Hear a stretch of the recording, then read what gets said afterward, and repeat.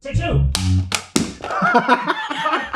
Can that please go in? I love the colorful clothes she wears and the way the sunlight plays upon her hair. I hear the sound of a gentle wind on the wind that lifts her perfume through the air. I'm picking up good vibrations. She's giving me the excitations. I'm picking up good vibrations. She's giving me the excitations. I'm picking up good vibrations. She's giving me the excitations.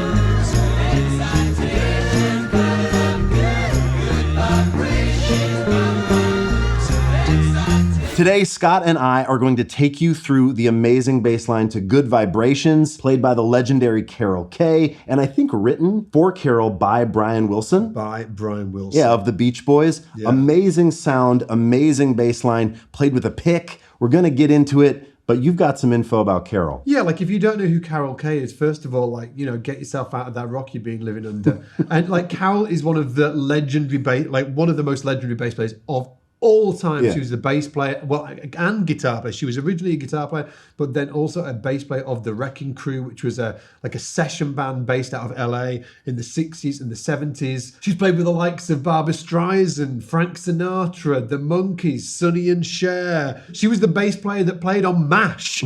Come on! That's cool. You know, she's played with so many artists, and obviously today we're going to be focusing on this bass line, which was the Beach Boys, right? Written by Brian Wilson. And in fact, we've got Brian Wilson, a clip of him talking about Carol Kaye, and then you're going to watch Carol Kaye play this bass line, and then we're going to show you how to do it. Check this out. Yeah, the word was, do you have the date with Brian Wilson tomorrow? I said, yeah, I do. Oh, good. Well, Carol played on Good Vibrations and California Girls, and she was like the star of the show. I mean, she was the greatest bass player in the world, and she was way ahead of her time. She would play a tonic and a fifth or a third instead of a fifth. You know, she was one of the first bass players to start playing that way. But he definitely wrote out some neat lines on the bass, like, for instance,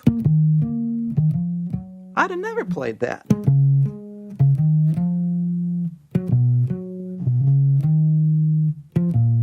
I'll just go into this.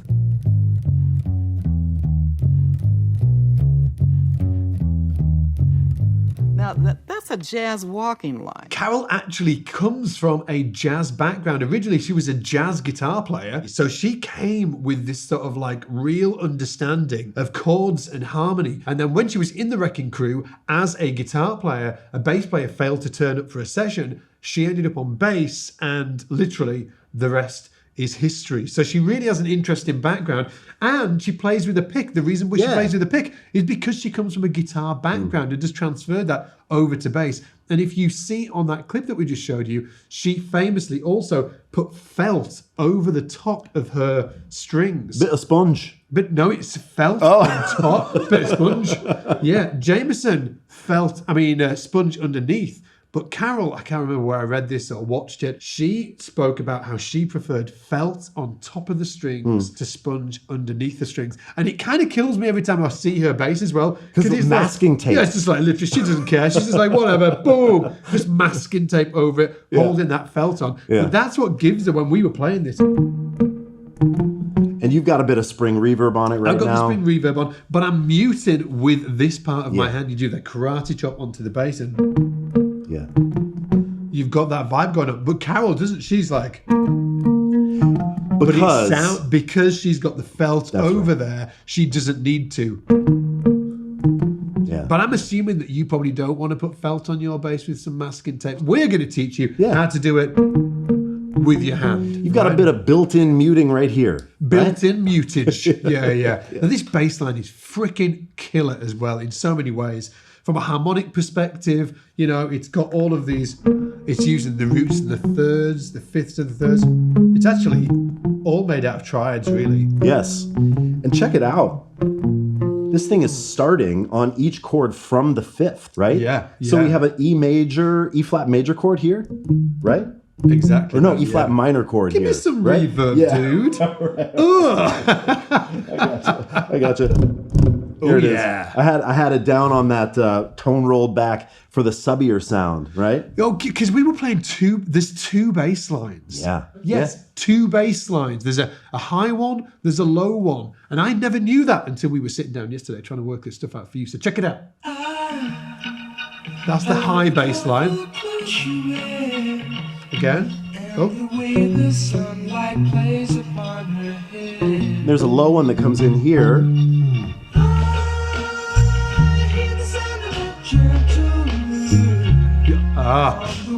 Stick around for that bit. There's a bunch of people teaching this on YouTube, and the reason why it's all slightly off is because, from what I've seen, nobody's actually referencing that there's two bass lines. Right. So, for instance, and we'll show you this in 1 minute. Yeah, the high bass line does that, but the low bass line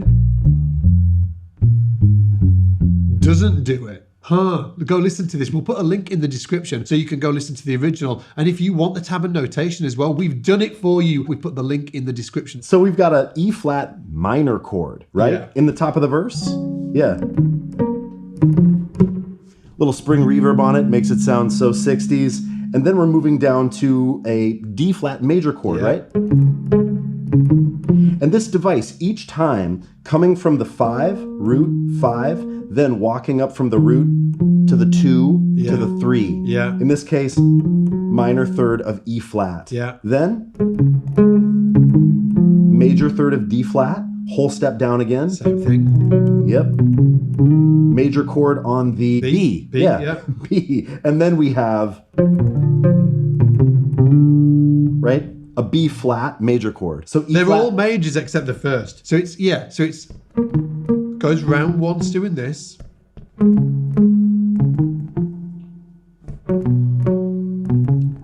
And then I repeat this again. Then I come in low. Yeah. So we're playing on the downbeats. And that's just the root, E flat. It's 5th, which is a B flat. I'm going to play the chords for you. 2, Yeah. 3, 4. And then down here, high 5th, Yeah, beautiful. B, high 5th. And then B flat triad, going B flat, D, F. And then we're going to walk down B flat, A flat, G flat, F. And then we get to And our then it chorus. gets into the thing. Whereas the high bass is slightly different. It's B flat dominant. So root 3, 5, flat 9. Oh, cool. Woo! Spicy. F, B, B flat, A flat, G flat, F. And then we're into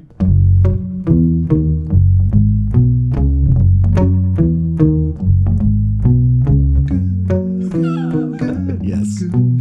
yeah, but check this out. We noticed this yesterday when we were working this line out, that is the melody. Yeah, and Carol talks about this, when she says, oh, that's a jazz walking line. That's totally true. It feels like a walking bass line. Yeah. But it's also like the barbershop quartet vibe that it's inspired by the low harmony. Well, it's actually the melody, straight up the melody. It's the melody. Yep. Yeah, check it out.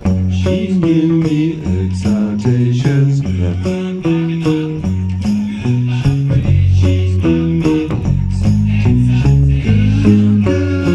Modulates. And then it moves up again. So the line itself, I think it's actually played down low, isn't it? Yes. The original. So it's G flat. You want to show me in? Yeah, so we've got G flat, octave, E, E flat, and then we're gonna walk up this nice box shape, right? G flat, A flat, B, D flat. Right? And that whole thing then just starts to move up here. When it modulates, just the whole thing moves. And then again, I'm there. yeah. And then we get back to the verse. Right. And then the low bass hangs out. Yeah, it's awesome. Great bass line. And it's something that I've really been wanting to learn for you. I've heard people playing it, but when Ian mentioned it yesterday, he was like, hey, maybe we should do this thing on Carol Kaye's bass line. I was like, yes. Yeah. Number one, huge fan of the Beach Boys and Carol, but number two, I got to learn the bass line at the same time. So maybe you will as well. Now, saying that, remember, we've got the tab and notation down below for you, okay? I just want to say one more thing. This piece of plastic is very cool. It's so cool. It gives you such a different sound. Yeah. I love that you play with a pick.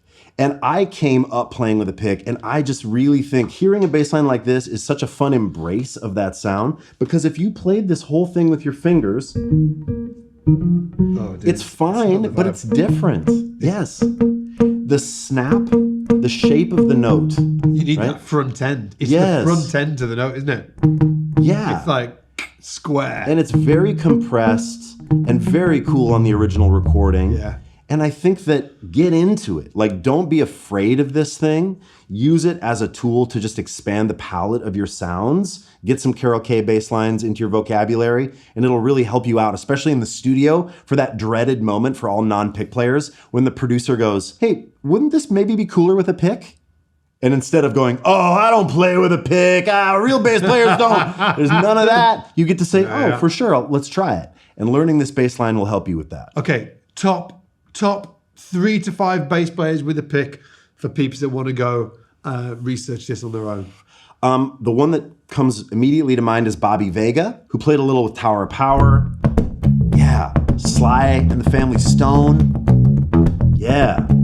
That whole, like, Bobby Vega's a monster. He's on SBL as well, so if you want to check out some of the stuff that he's done for SBL, just go to scottsbasslessons.com and you'll find him there. Steve Swallow. Oh, thank you. Who's an amazing jazz bass player who came up playing upright and then switched to electric with a pick and was crucified for a long time. Yeah, for playing electric bass. People were like, what? Yeah. One more. Carol Kaye. You heard it here. Dudes, take it easy and we will see you next time in the shed.